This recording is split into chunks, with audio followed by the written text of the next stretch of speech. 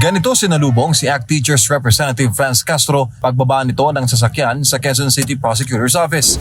Mamatay na ang mga NPA! Napuno ng kantsaw at sigaw si Castro mula sa mga anti-CPP, NPA, NDF.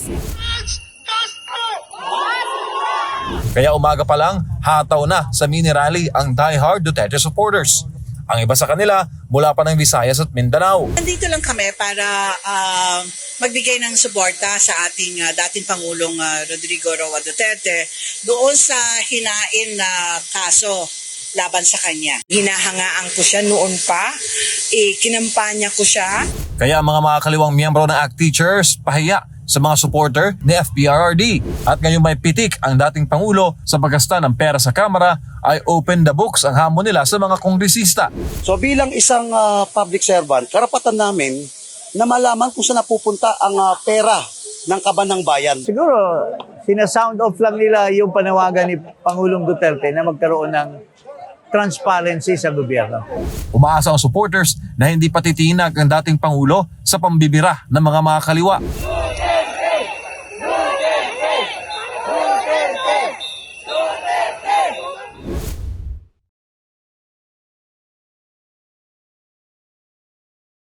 Mamatay na ang mga NPA!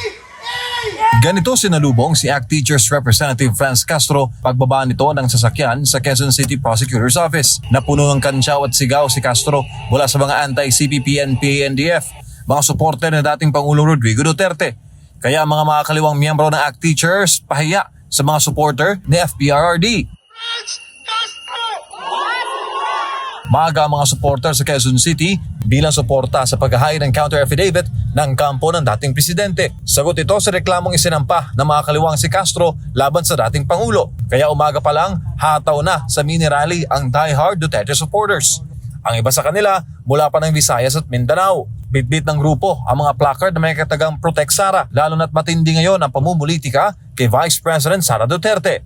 Nandito lang kami para magbigay ng suporta sa ating dating Pangulong Rodrigo Roa Duterte doon sa hinain na kaso laban sa kanya. Hinahangaan ko siya noon pa, kinampanya ko siya. Ngayon lang ulit nagkaroon ng paggalaw ang Duterte supporters.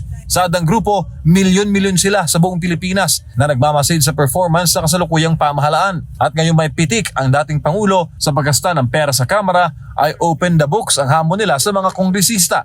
So bilang isang public servant, karapatan namin na malaman kung saan napupunta ang pera ng kaban ng bayan. Siguro, sinasound off lang nila yung panawagan ni Pangulong Duterte na magkaroon ng transparency sa gobyerno. Umaasa ang supporters na hindi patitinag ang dating Pangulo sa pambibira ng mga makakaliwa. Buo rin daw ang suporta nila kay VP Sara ano man ang mangyari.